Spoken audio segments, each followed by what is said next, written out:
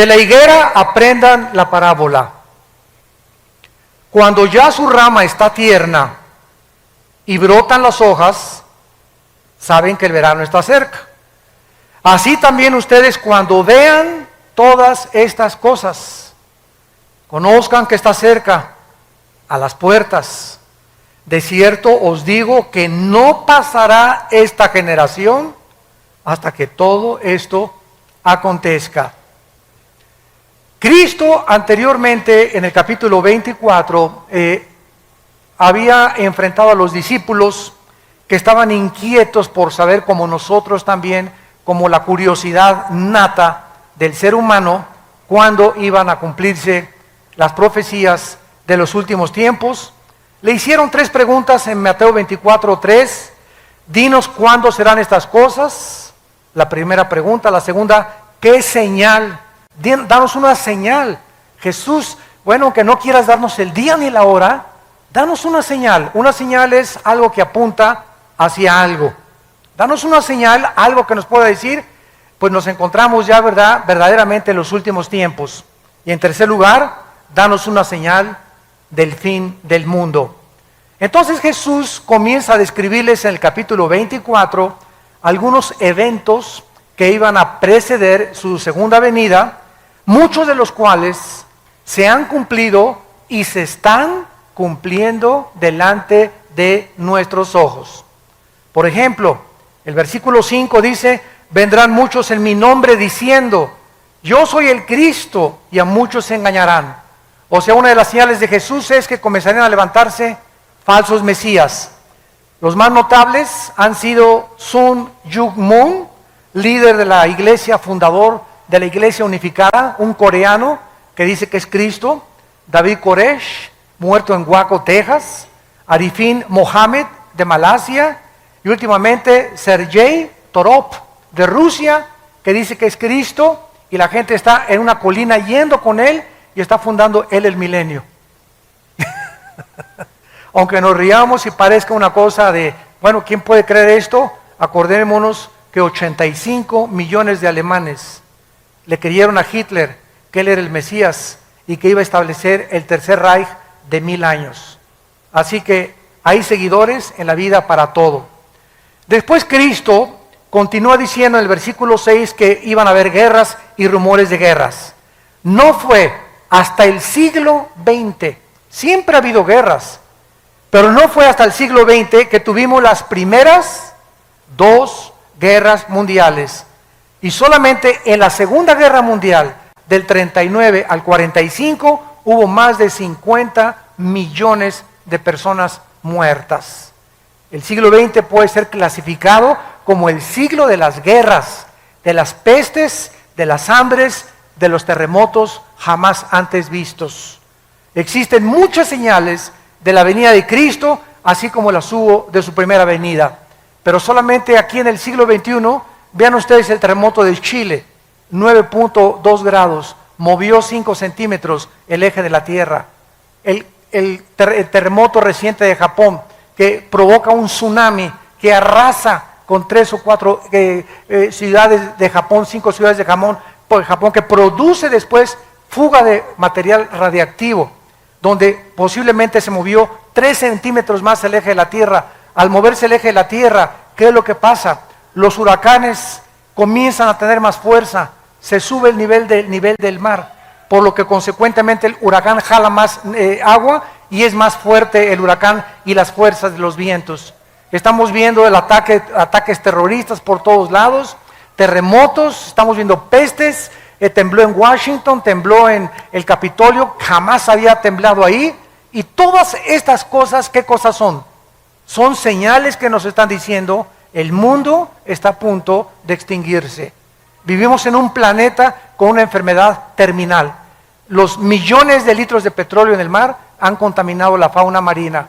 Los millones de incendios que ha habido en el mundo y que siguen actualmente propagándose por todos lados, devastando grandes forestaciones de bosque, están acabando con toda la ecología del mundo. Nuestro aire está contaminado, nuestra comida ya tiene que hacer comida fabricada o inyectada con hormonas o comida orgánica, porque la comida también está contaminada. Estamos en un mundo que hemos destruido y que está a punto de tratar de abortarnos. El mundo está enfermo, como dice Isaías, capítulo 24.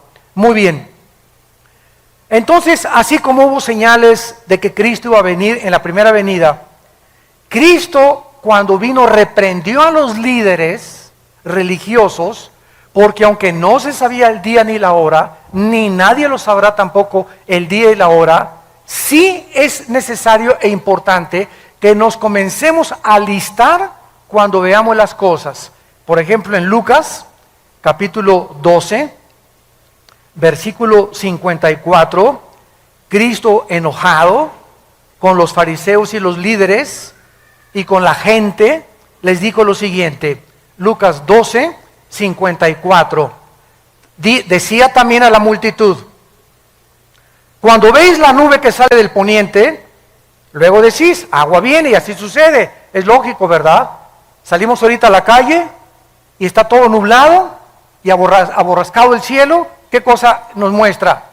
¿Va a llover? ¿A qué horas? A las 3, no sé, a las 2, a lo mejor en 5 minutos, a lo mejor en 2 horas, pero el acumulamiento de nubes nos habla de que ya no tarda en caer la lluvia. Cuando sopla el viento del sur, decís, hará calor, y lo hace. Es en lo que se basan los pronósticos del tiempo y de los climas.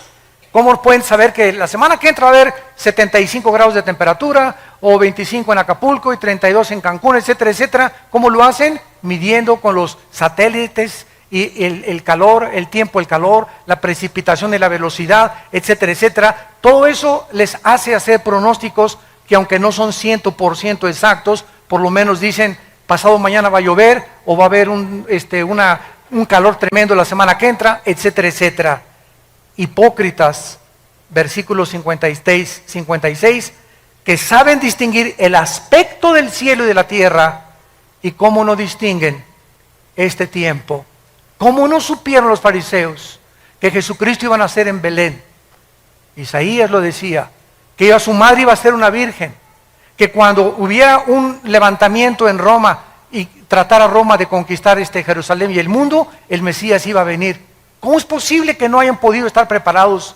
A lo suyo vino y los suyos no le recibieron. Me pregunto si sucederá lo mismo con nuestra generación.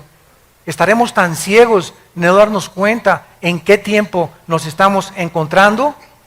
Jesús comparó estos eventos en Mateo 24, 8 con dolores de parto. Dice en Mateo capítulo 24, versículo 8, todo esto será principio de dolores, que son los dolores, la palabra griega, que experimenta una mujer cuando va a parir. Una mujer cuando va a parir, ¿cómo comienzan los dolores? Comienzan con contracciones cada vez más fuertes, cada vez más fuertes, cada vez más fuertes, van aumentando en intensidad y en dolor, hasta que se revienta la fuente de agua, ¿verdad? Y entonces la mujer tiene que ser internada inmediatamente en un hospital. Entonces Cristo dijo que los terremotos, los huracanes, los tsunamis, toda la descomposición ecológica iba a ir aumentando, aumentando, aumentando, como lo estamos viendo con nuestros ojos. Los terremotos son cada vez más fuertes, producen más daños, los huracanes son cada vez más devastadores, los tsunamis están comenzando a inundar ya grandes cantidades y grandes costas en los continentes del mundo. ¿Y quién puede estar ciego a lo que está pasando en Israel? Lo que va a pasar en 2 o 3 días. Esto es increíble a la luz de la Biblia. Muy bien, vamos a ver ahora que la Biblia nos revela que los cristianos sí podemos conocer los tiempos acerca de la segunda venida de Cristo. Veamos esto en Primera de Tesalonicenses, capítulo 5, versículos del 1 al 5. Primera de Tesalonicenses, capítulo 5, los primeros 5 versículos. Y dice el apóstol Pablo, acerca de los cronos, se tradujo tiempos, o sea, el tiempo cronológico. Y acerca de las ocasiones, ponlo en tu Biblia ahí, kairos, o sea, tiempos específicos. Una cosa es cronológicos, otra cosa es específicos. o sea, acerca de la cronología de los tiempos y el tiempo específico de algún evento, no tiene necesidad, hermanos, de que yo les escriba. Porque vosotros sabéis perfectamente. Debemos los cristianos tener este conocimiento, que el día del Señor vendrá como ladrón, que cuando digan paz y seguridad, no es hasta que haya un tratado de paz en el mundo, donde se diga algún dictador, ya basta de guerras entre árabes y judíos, ya basta de problemas en el mundo, como lo hizo Hitler en 1932 al 34. Alemania estaba azotada por el comunismo, se formó el Partido Nacional Socialista, no había trabajo, el orgullo alemán estaba hasta los suelos después de que perdieron la Primera Guerra Mundial, era una población, un grupo humillado ante el mundo, y llega una voz del Führer, de Hitler: yo saco a Alemania, comienza a darle el empleo a todos, fabrica, producen la Porsche, se produce el carro Volkswagen, que Hitler dijo: le voy a dar un premio al mejor diseñador de autos que me haga un carro para el pueblo. La palabra Volks significa pueblo en alemán, Wagen en alemán significa pueblo. Entonces Volkswagen significa el carro del pueblo. Y pues hasta el momento, ¿verdad?, ha sido un carro increíble desde la Segunda Guerra Mundial. Y sacó a Alemania totalmente del pozo de desesperación en que se encontraban.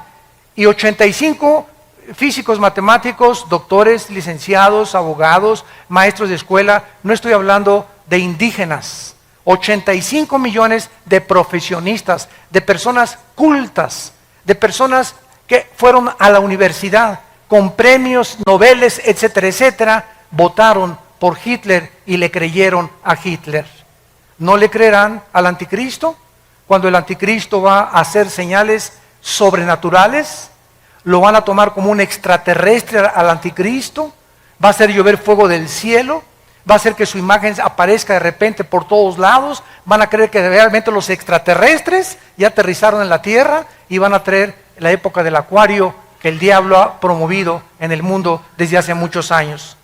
Entonces dice el apóstol Pablo, versículo 3, cuando digan paz y seguridad, vendrá destrucción repentina como los dolores a la mujer encinta y no escaparán. Escuchen con atención lo que dice Pablo. Mas vosotros, hermanos, o sea, todos nosotros los cristianos, no estamos en tinieblas para que aquel día nos sorprenda como ladrón. Dios no quiere que nosotros seamos sorprendidos de repente y voltees y tu esposa desapareció y tus hijos desaparecieron y millones de bebés en los hospitales recién nacidos desaparecieron y pilotos con aviones se van a estrellar en el mar porque el piloto desapareció. Choferes van a congestionar las carreteras internacionales porque desaparecieron de repente manejando. Va a haber un caos y una confusión en el mundo entero de la desaparición de millones de personas. Tú vas a ser de aquellos que vas a decir: ¿qué pasó? ¿Dónde está mi vieja? ¿Dónde está mi viejo? ¿Dónde están mis hijos? No, ¿verdad? Dios no quiere que nosotros seamos como ladrón. Vendrá a los incrédulos, pero no a nosotros. Métete eso en tu cabecita. Ustedes no están en tinieblas para que aquel día los sorprenda como ladrón, porque ustedes son hijos de la luz. Somos hijos del día. Dios quiere que tengamos luz, que sepamos en qué tiempo nos encontramos. No somos de la noche ni las tinieblas, por tanto no durmamos como los demás, sino velemos y seamos sobrios. Es tiempo de que sepas que para esta hora has nacido. Es tiempo de los guerreros de Dios. Es tiempo de tomar la bandera de la verdad y decir: ¿de qué camiseta te pones? ¿De Chivas o América? Te imagínate una persona que llega al estadio con la camiseta Chivas aquí y América abajo. Oye, por favor, no, yo soy de los dos. Nadie puede ser así. ¿Eres o no eres de uno o del otro? Báñate. O imagínese Barcelona y Real Madrid, ¿no? Por favor. Cristiano y mundial. No puedes. Es tiempo que nosotros decidamos verdaderamente que para esta hora hemos nacido. para levantar la bandera de la verdad, para predicar a Cristo, para seguirlo, para velar, para guardar nuestros corazones, a nuestros amigos, ganarlos para Cristo, hablarles de Cristo. ¿Por qué? Porque en cualquier momento podemos desaparecer, en cualquier momento puede venir Cristo por nosotros. Muy bien, todo lo dicho anteriormente fue en respuesta a la pregunta, ¿qué señal habrá de tu venida y del fin del siglo? Sin embargo, vamos otra vez a Mateo 24, a nuestro pasaje, versículo 32 y 34, que vamos a examinar con lupa. Sin embargo, la señal más importante, síganme con mucho cuidado, más que los terremotos, más que las pestes, más que las hambres, más que cualquier otra cosa, la señal más importante, el termómetro de Dios se encuentra en la nación de Israel. Israel es el termómetro de Dios. Dios escogió un puntito insignificante en el Medio Oriente, comparado con las 22 multimillonarias naciones árabes que rodean a Israel. Un puntito insignificante. Los judíos no son mejores que los mexicanos, ni que los árabes, ni que los palestinos, ni que los rusos. Dios en su soberanía escogió solamente un punto geográfico para que ahí se centraran las principales profecías de la historia. Para que de ese punto geográfico saliera la Biblia. Para que de ese puntito geográfico naciera el Mesías, el Hijo de Dios. Y si hubiera escogido México, los ingleses hubieran dicho, ¿y por qué no nosotros? Y si hubieran escogido a Francia, ¿y por qué no los alemanes? La cuestión es que a Dios le dio la gana, no te iba a preguntar a ti ni a mí, a escoger un punto geográfico y una nación, y Él escogió Israel. ¿Y quién va a contradecir a Dios? ¿Por qué escogiste a Israel? Vuelvo a repetir, no fue porque fueran mejores porque se los dijo en Deuteronomio 7, sino porque los amé y porque quiero que mis profecías se cumplan a través de ustedes.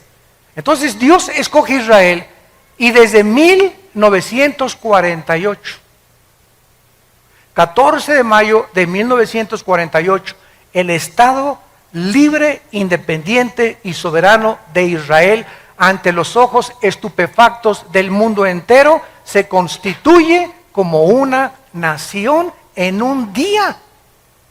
Cumpliendo la profecía de Isaías 66, ¿podrá nacer una nación en un día? Pues ha sido Israel la única de la historia. Este es importante porque tenemos que preguntar dos preguntas para contestar nuestro pasaje. Número uno, ¿quién representa la higuera? Porque dice el pasaje, Mateo 24:32, de la higuera aprendan la parábola. Cuando su rama está tierna y brotan las hojas, sepan que el verano está cerca. Y la segunda pregunta que tenemos que contestar es, ¿cuánto tiempo involucra una generación? Si podemos descifrar estas dos claves, ¿quién es la higuera y cuántos años constituyen una generación a los ojos de Dios en la Biblia? Tenemos bastante información para darnos cuenta que nos encontramos en esa generación, que no pasará hasta que todo acontezca.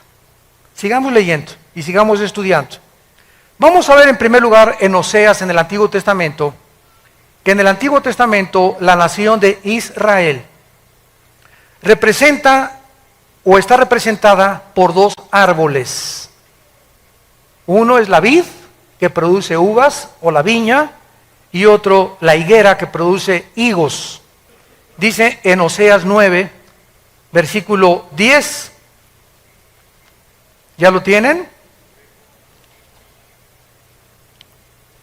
Como uvas en el desierto, hallé a Israel, como la fruta temprana de la higuera.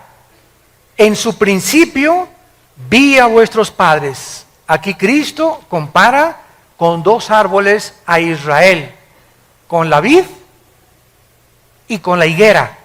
Pero es interesante, ¿verdad?, que la higuera es la última planta del año en florecer.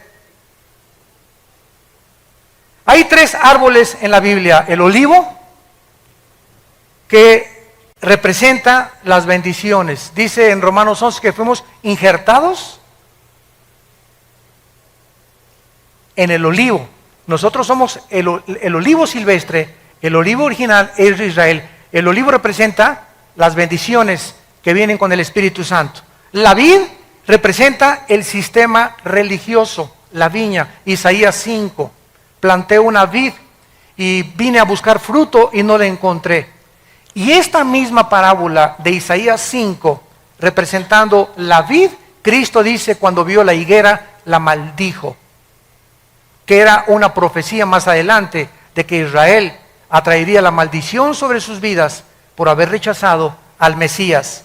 Y en tercer lugar, la higuera representa la resurrección nacional de Israel. Entonces tenemos el olivo, tenemos la vid y tenemos la higuera. Pero cuando Cristo de los 3 árboles escoge la higuera para decirnos, cuando reverdezca, cuando resucite, cuando otra vez ante los ojos del mundo Israel vuelva a levantarse después de más de 2000 años de que no tenían patria, gobierno ni sistema religioso, sepan que se acerca el verano. Quiero decirles con más exactitud que esta generación no pasará hasta que se cumplan todas estas cosas.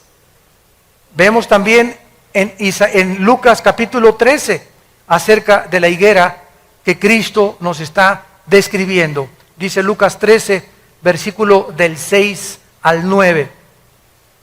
Dijo también esta parábola: tenía un hombre una higuera plantada en su viña, y vino a buscar fruto en ella y no lo halló. Y dijo al viñador: he aquí hace 3 años que vengo a buscar fruto en esta higuera y no lo halló. Córtala. ¿Para qué inutiliza también la tierra? Él entonces respondiendo les dijo: Señor, déjala todavía este año hasta que yo cabe alrededor de ella y la abone, y si diere fruto bien, y si no la cortarás después. ¿A quién se refería? A Israel. Vino Cristo al mundo y no a lo suyo vino. ¿Quiénes eran los suyos? Los judíos. Cristo vino a los judíos y después pasó a los gentiles el evangelio, pero el evangelio vino a predicarse primero a los de su pueblo, a los judíos, porque de ahí iban a ser el Mesías, de ahí nació. Entonces Cristo no encontró fruto y lo compara con un árbol, por eso se llama parábola, porque es una verdad espiritual ilustrada con una verdad o con la ecología o con los árboles, los pájaros, las plantas. Cristo ilustra todo lo que está aquí terrenalmente con las cosas del cielo para que las entendamos. Vemos pues aquí otra vez que la higuera representa a la nación de Israel. Ahora, el hecho de que Cristo tenía en su mente a Israel se confirma aquí mismo en este capítulo, versículo 34 y 35. Y Cristo grita: Jerusalén, Jerusalén, versículo 34, que matas a los profetas, apedreas a los que te son enviados. ¿Cuántas veces quise juntar a tus hijos como la gallina a sus polluelos debajo de sus alas y no quisiste? Vean ustedes la maldición. He aquí vuestra casa os queda desierta, y os digo que no me verán hasta que llegue el tiempo en que digan: Baruch Hashem Adonai Eloheinu, bendito sea el que viene en el nombre del Señor. ¿Va a decir lo mismo? Esto lo dijo como una nación, Dios lo va a decir como contigo. Voy a ver ahorita Pancho tiene ya 5 años de cristiano, me voy a ir a sumar a su casa, a ver si lee la Biblia, a ver si ora, a ver si en su escuela está hablando de Cristo, a ver qué películas ve. Voy a buscar fruto en la vida de Pancho, voy a buscar fruto en la familia Díaz, a ver cómo está esa familia. Dios nos examina y Dios busca fruto en nuestras vidas. No nos engañemos de que seamos cristianos si no estamos produciendo fruto. Aunque seas hijo de pastor, aunque tu mamá sea la monja de Zacanicapatlán, aunque tu tía sea obispo, aunque hayas nacido en un hogar cristiano, eso no garantiza que seas cristiano. A lo mejor eres religioso, pero tú no tienes una relación con Cristo personal. Entonces Cristo viene a buscar fruto a nuestras vidas. Cuando Él venga, los cristianos que estén con fruto serán cortados y llevados con Él. Pero los que no produjeron fruto, Él lo está profetizando. Vine a buscar fruto y no lo encontré. Este es un mensaje de Israel que hizo Cristo. ¿Terminó con Israel hace 2000 años? No. Dijo, me voy a esperar a ver si da fruto. Entonces la iglesia vino a tomar todo el lugar en estos 2000 años. Y ahorita no hay judío, ni gentil, ni griego, ni italiano, ni inglés. Sin embargo, la Biblia nos dice que Dios no ha terminado con Israel. Romanos 9, 10 y 11. No ha terminado con Israel. Una cosa es la salvación individual, otra cosa son las profecías nacionales. Israel se va a convertir en el trono de Dios. La nueva Jerusalén va a descender sobre la tierra de Israel. Ahí va a estar los cuarteles generales del universo. Dios habita ahorita en el tercer cielo. La Biblia dice que Dios va a dejar el tercer cielo. El Padre, estoy hablando, no el Hijo. El Padre baja al tercer cielo y va a bajar a la tierra, en Israel, en Jerusalén, a poner su trono. ¡Qué maravilloso! Va a cambiar su trono de arriba a estar aquí con nosotros. El Dios y Padre del universo. Y nosotros a su alrededor reinando con los siglos por Él. Vemos pues entonces claramente, ¿verdad?, acerca de esto. Ahora dice el capítulo 21 de Mateo, versículos 18 y 19, Mateo 21, 18 y 19, la maldición de la higuera. Por la mañana, volviendo a la ciudad, tuvo hambre. Y viendo una higuera, está hablando de Jesús, cerca del camino vino a ella. Y no halló nada, sino hojas solamente. Y le dijo, nunca jamás nazca de ti fruto. Y luego se secó la higuera. Viendo los discípulos que se han maravillado, ¿cómo es que se secó enseguida la higuera? Bajo el Nuevo Testamento, para que entendamos este pasaje, los judíos tenían que presentarse 3 veces al año delante del Señor en la ciudad de Jerusalén. Jesús mismo vino a la ciudad de Jerusalén, vía Jericó, porque era el camino que siempre tomaba Cristo para llegar a Jericó, y en varias ocasiones fue a Jerusalén Cristo para celebrar, ¿se acuerdan las bodas de Caná, los tabernáculos, el Yom Kippur? Lo vino a celebrar Cristo en Jerusalén. Uno de esos días en que Cristo iba a Jerusalén, se encontró con la higuera, que sin duda en los viajes anteriores la había visto. Pregunta, ¿por qué no la maldijo antes, verdad? Lo vamos a ver. Pero el día precisamente en que él maldijo la higuera fue el día de su entrada triunfal a Jerusalén, cuando observó que no tenía fruto. Al llegar a Jerusalén, fue recibido como el Mesías, Hosana, el que viene en el nombre de Jesús, por la mayor parte de la gente. En la tarde, se dirige a Betania, a la casa de Marta, de María y de Lázaro, a pasar la noche, porque venía camino a Jericó, y al regresar al día siguiente a Jerusalén, fue cuando él se detiene y maldice la higuera. Ya vimos que la higuera representa, sin ningún lugar a dudas, a Israel. Y esta acción de maldecir la higuera, porque no tenía fruto, vemos realmente que es una señal profética de que tampoco había encontrado fruto en la nación de Israel. Y cuando a Cristo lo crucifican, y cuando Pilato le dice a la gente, ¿a quién quieren escoger? Suelta a Barrabás, crucifícale. Pilato les dijo, la sangre sea sobre sus cabezas. Y el pueblo de Israel dijo estas palabras, que la sangre del Mesías sea sobre nosotros. Y en 2000 años no ha habido un grupo étnico como Israel expulsado de la mayor parte de las naciones.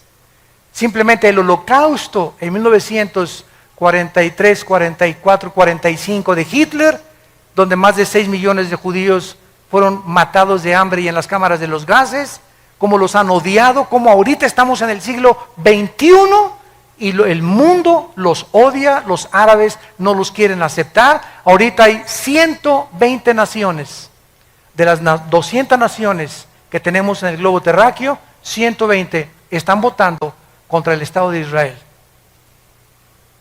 La única nación que lo ha defendido ha sido Estados Unidos.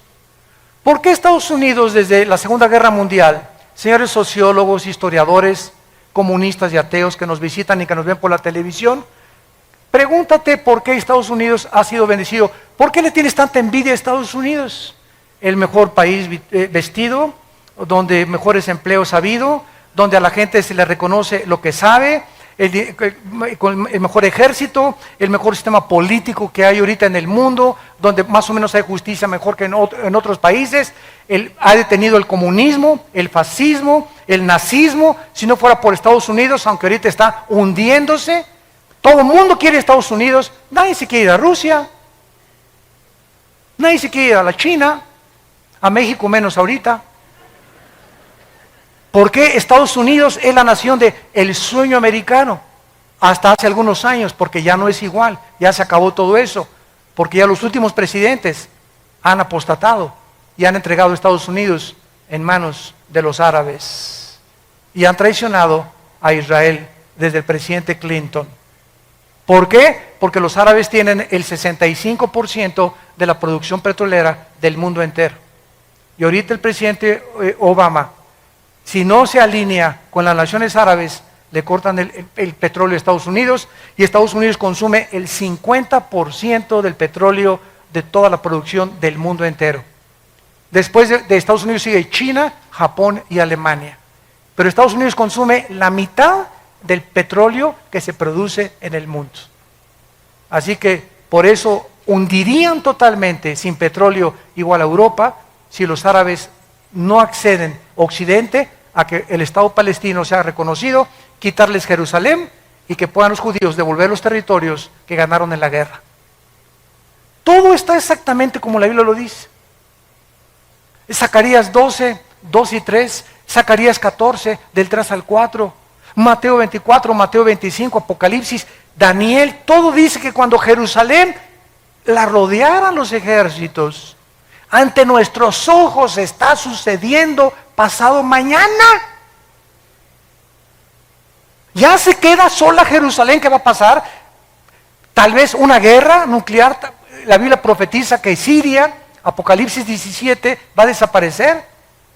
Tal vez Israel conteste con armas nucleares a Siria y borre del mapa a Siria, y el anticristo salga de la región de Siria o Irak, y después de esta devastación se den cuenta, bueno, que nos estamos matando, surja como Hitler el anticristo y traiga la paz. Y cuando digan paz y seguridad, nos pintamos.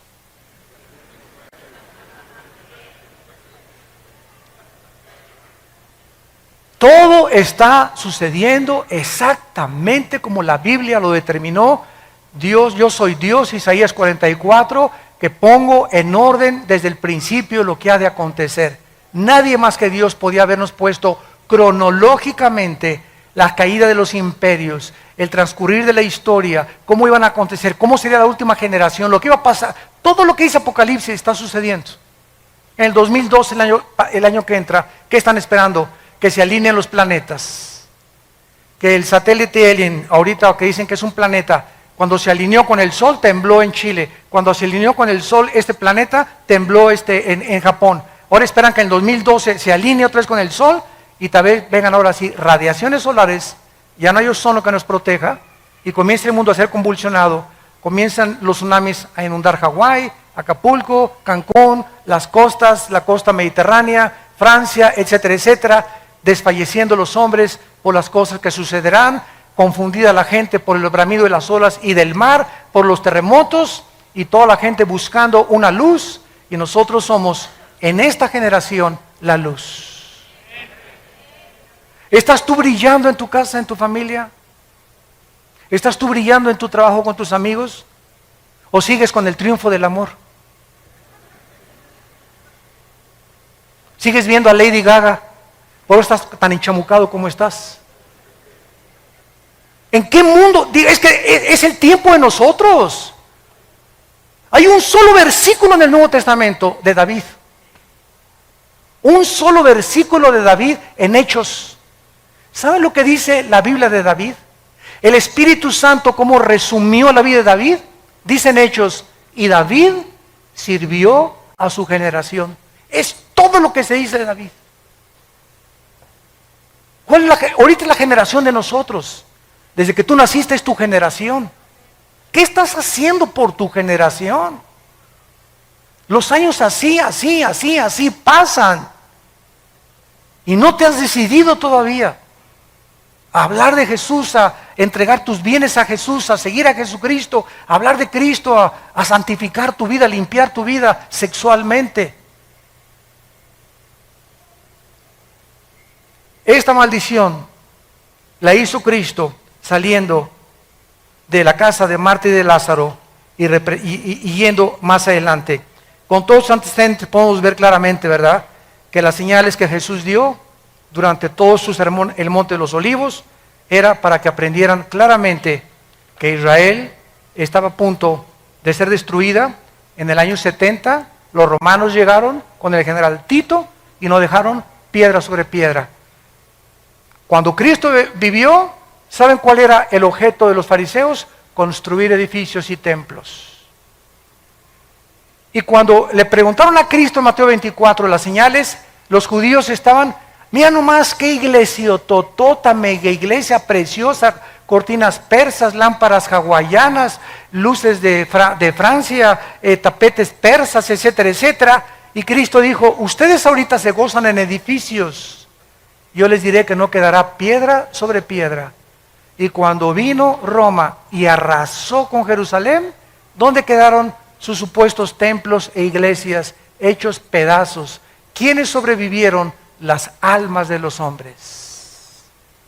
¿Y nuestra generación es diferente? No, nuestra generación es exactamente igual.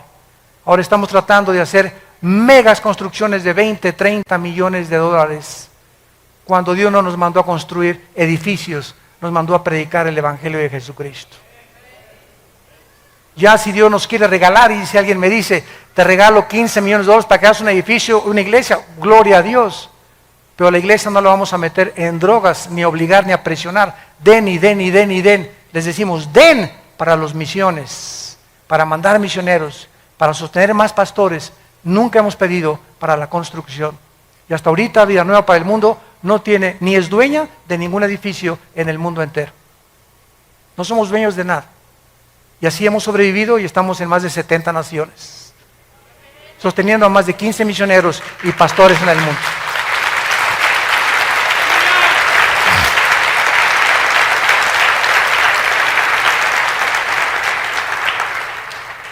Los judíos pues fueron dispersados a los 4 confines de la tierra, quedaron por tierra cerca de más de 2000 años. Además la maldición se aplicó a la tierra, porque cuando regresaron en el 48 los judíos, era un desierto Israel, era un desierto. Los palestinos dicen que era tierra de ellos. Esto es la mentira más grande del mundo. Durante 3000 años Israel estuvo en Israel. Claro que había árabes cuando regresaron ellos, pero era un desierto Israel. No había un solo árbol, porque la maldición cayó sobre la nación y sobre la tierra. ¿Se acuerdan del Antiguo Testamento? El pecado hacía que Dios detuviera las lluvias y maldijera la tierra. Isaías 24, del 3 al 4, porque faltaste a mis mandamientos, la maldición te alcanzó. Entonces Israel, en 4 años, del 48 al 52, planta 6 millones de árboles, para que se cumpla Amós 9, del 12 al 3. Los plantaré sobre su tierra, plantarán viñas y verán el fruto de ellas.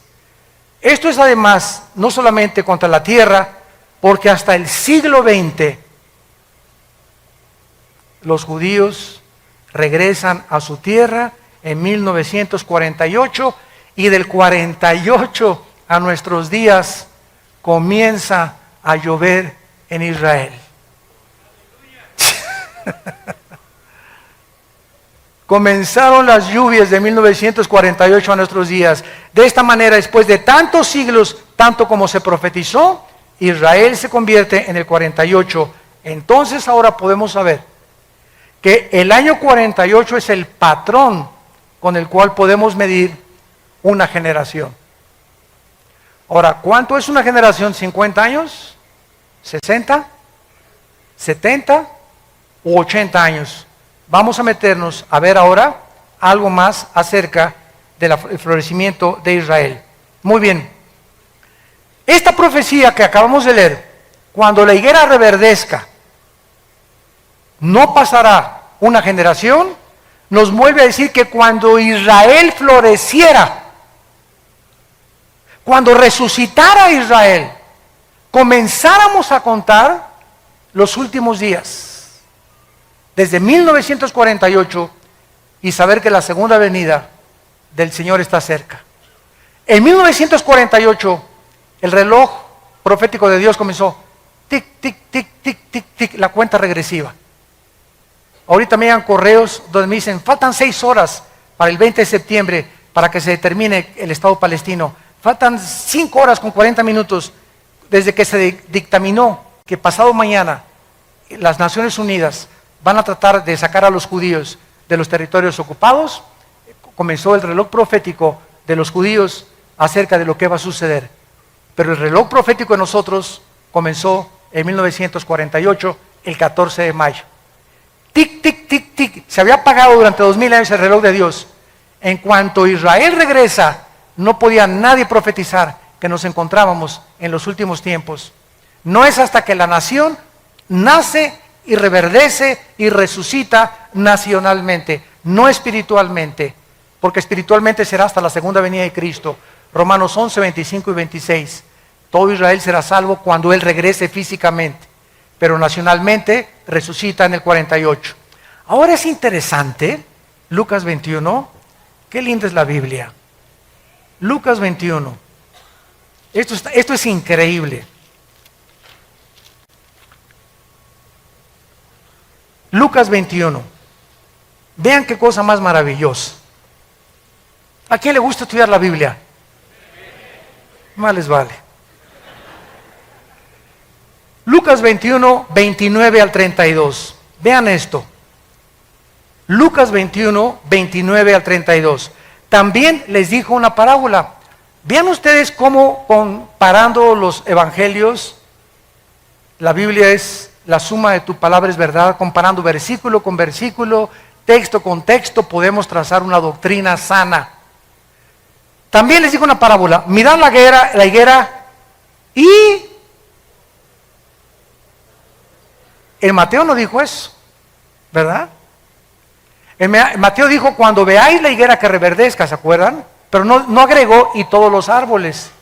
Pero Lucas escribe que dijo Cristo además, cuando vea la higuera y todos los árboles, cuando ya brotan, viéndolo saben por ustedes mismos que el verano está cerca. Así también ustedes cuando sucedan estas cosas, sabed que el reino está cerca. De cierto les digo, no pasará esta generación hasta que todo esto acontezca. No podemos dejar de notar, ni de estudiar en la declaración de estas profecías que Jesús menciona también, juntamente con el renacimiento de Israel, que los árboles. Tenemos ya otra pieza del rompecabezas. Los árboles, tenemos que saber qué significan o representan los árboles, porque lo que no dice Mateo, lo dice Lucas. En la misma Biblia vamos a encontrar esta interpretación. Si Israel representa la higuera, entonces debemos esperar que los árboles representen naciones. ¿No es verdad?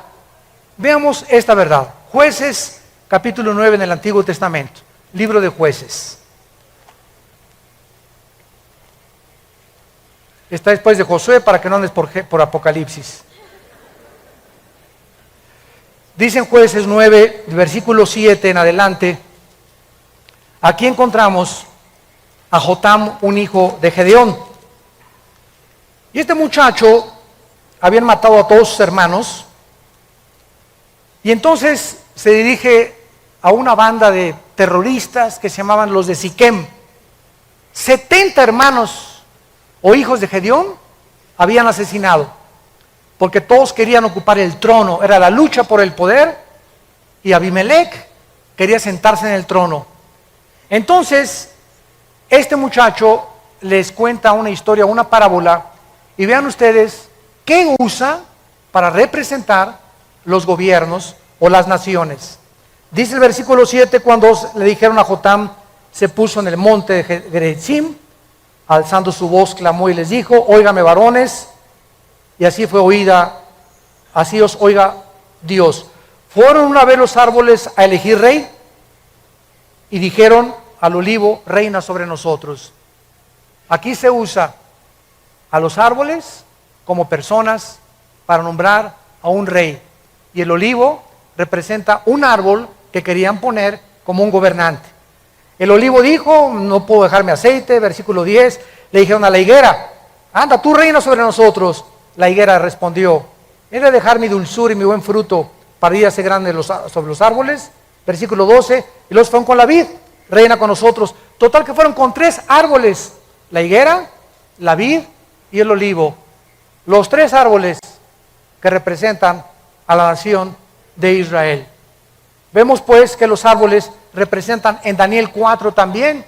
Nabucodonosor se le compara con un árbol que va a crecer y que es cortado y que no va a dejar de dar fruto.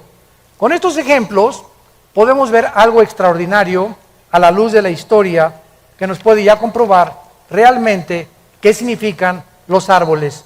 Una vez que vemos que los árboles representan personas, gobernantes o naciones, ¿a qué naciones? Si los árboles se representan naciones, ¿a qué naciones se refería Jesús que iban a reverdecer juntamente con Israel? Qué asombroso es esto. Las naciones cercanas a Israel iban a florecer cuando Israel floreciera. De manera asombrosa descubrimos que las naciones que tienen su frontera con Israel se independizaron exactamente dentro de los 5 años del renacimiento de Israel. El Líbano, Jordania, Siria y Egipto obtuvieron su independencia entre 1943 y el 52.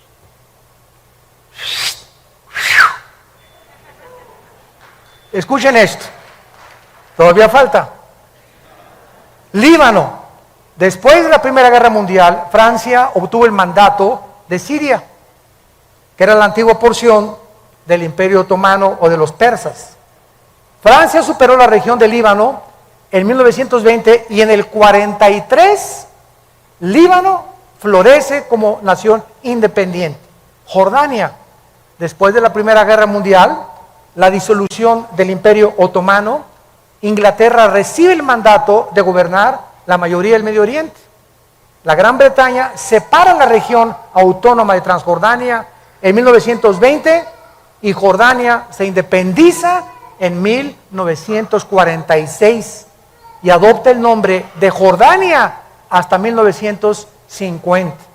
Siria administra esta región Francia después de la guerra y Siria se independiza en el 46 también, exactamente cuando se independizó Jordania. Egipto obtiene su independencia y soberanía con el derrocamiento de la monarquía británica en 1952. Estas naciones, al igual que Israel, no existían independientes hasta después de 1943. Y esto fue simplemente eran parte del Imperio Otomano, parte del Imperio Británico o colonias de Francia. Su nacimiento alrededor de Israel en el 48 nos muestra de manera asombrosa que eran las naciones a las cuales Cristo profetizó, que no es coincidencia que en ese tiempo de 5 años se independizaron todas las naciones que tienen su frontera con Israel. ¿Es la Biblia la palabra de Dios? ¿No es maravilloso que nosotros podamos saber claramente todo lo que está pasando en el mundo? Y terminamos con la generación. La higuera es Israel, las naciones, las que tienen su frontera con Israel, que se independizaron. Ahora tratemos de ver cuánto es una generación a la luz de la Biblia. La palabra generación, dor, en el hebreo, se tradujo al griego genea, de donde viene la palabra genealogía, de donde viene la palabra genes. Nuestros genes también vienen de ahí. Y esta palabra significa una época o una generación de personas o un periodo particular de vida desde el nacimiento hasta que morimos. Vean ustedes el Salmo 78, versículo 8. Salmo 78, versículo 8. Y no sean como sus padres, generación contumaz y rebelde, generación que no dispuso su corazón, ni fue fiel para con Dios su espíritu. Israel nació el 80% de la gente de Egipto cuando tenían 40 años. Más 40 en el desierto. 80 años. Muy bien. ¿Son 80 años una generación realmente? Bueno, vamos a ver que si representa a un grupo de gente que nace y muere dentro del mismo periodo de tiempo, se le llama una generación. Salmo 90, versículo 10, nos saca de dudas. Los días de nuestra edad son 70 años. En los más robustos, los que no comen papitas ni Coca-Cola, y van a llegar a los 80 años con toda su fortaleza, es molestia y trabajo. Escuchen esto, amados hermanos santos de Dios. De acuerdo al libro de Hechos Mundiales de la CIA, World Factbook, mayo del 2010, el promedio más largo de vida de los seres humanos en el 2009 fue de 84 años en Macao. 84 años fue el promedio más elevado de vida en el 2010. Suiza ocupó el 10º lugar con 80 años de edad. Israel el 12º lugar con 80 años, punto 73. Estados Unidos el 49º lugar con 78 años de edad. Guatemala el 143º con 70 años de edad. La mayor parte de los seres humanos, o sea, de acuerdo a estas estadísticas, el 82.5% vive en un promedio de 60 años. ¿No pasas del sesentón? El 82% de la humanidad no va a pasar de los 60. ¡Qué increíble es esto! Y solo un 9.8% de toda la humanidad alcanza los 80 años de edad. Mi mamá ya la hizo porque tiene 86. Billy Graham tiene casi 96 años ya de edad. Mateo nos provee la clave claramente, ¿verdad? De lo que vive una persona exactamente, son 80 años de acuerdo a la Biblia, en los más robustos. Ahora, 1948 más 80, 2028. ¿Ok? Si es que sé algo de sumar. Si el 2028 más o menos, sin que sepamos el día y la hora, fuera la segunda venida de Cristo, tendríamos que restarle 7 años de la tribulación, ¿no? ¿Cuánto nos da? 2021. O sea, estamos en el 2011. ¿Cuántos años nos quedan?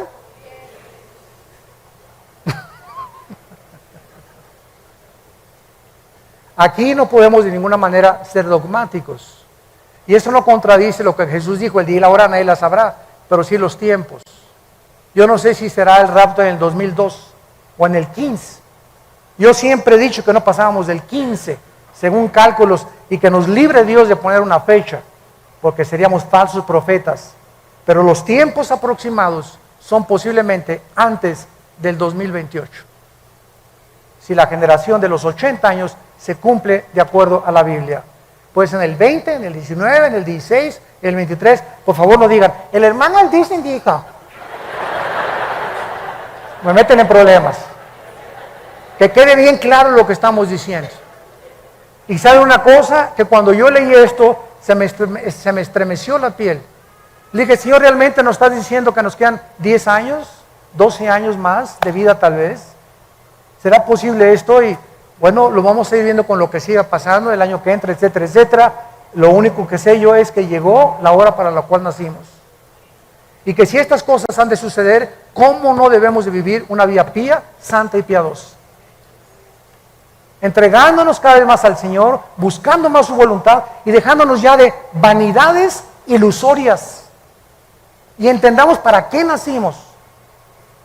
Y sepamos que lo que más le interesa a Dios es que lo conozcamos.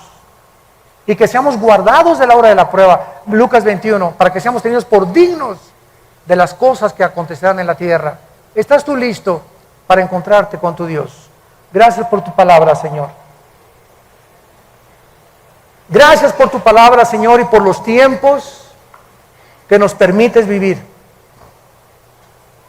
Donde estamos viendo que las nubes se están juntando de las catástrofes, de los holocaustos, de las tragedias en el mundo, de los fenómenos naturales, donde la naturaleza se ha vuelto contra nosotros. Y sabemos que estas son señales. Y tenemos tal vez 2 años, 10 años, solo tú lo sabes. Lo único que sabemos es que ya el tiempo se ha acercado. Y que estas consideraciones que hemos traído a la luz de tu palabra, con la ayuda del Espíritu Santo como nuestro Maestro, nos hacen temblar interiormente de temor a ti, de acercarnos más rápido a ti, de entregar nuestras vidas con pasión a ti, y de saber que tú eres la única causa por la cual vivimos. Porque si vivimos es para ti, y si morimos es para ti también, Señor. Ya sea que vivamos o que muramos, le pertenecemos al Señor. Muchos de ustedes que nos ven por la televisión y que están aquí presentes, yo los invito a que vengan a la cruz en este momento. Vengan a la cruz, ven a hacer la paz con Dios, prepárate para encontrarte con tu Dios. Si Cristo no viene en 20 o 30 años, el día de tu muerte, lo vas a enfrentar. Y será el día de tu juicio, donde no tendrás otra oportunidad, como la tienes en esta tarde, de arrepentirte de tus pecados y de entender que no eres un animal. Somos personas inteligentes, agentes morales, responsables de las decisiones que tomamos, cuyas consecuencias son para bien o para mal siempre. Cada decisión que tomamos tiene consecuencias, para bien o para mal. Y tú y yo somos responsables delante de Dios, nadie más que nosotros, de las decisiones que tomamos. Ven a Cristo, toma esta decisión en tu corazón hoy, y ahí desde tu lugar dile: Señor mío y Dios mío, he oído tu voz profética a través de la Biblia y me arrepiento de mis pecados. No quiero que me sorprenda como un ladrón de repente y desprevenido tu venida. Quiero estar preparado, Señor. No quiero perderme galardones. No quiero ser avergonzado delante de tus ojos cuando tú vengas por mí. Te pido que entres a mi corazón. Te recibo porque creo que en la cruz pagaste con tu sangre por mis pecados, que a los 3 días resucitaste de los muertos y que vienes pronto por mi vida para reinar contigo eternamente.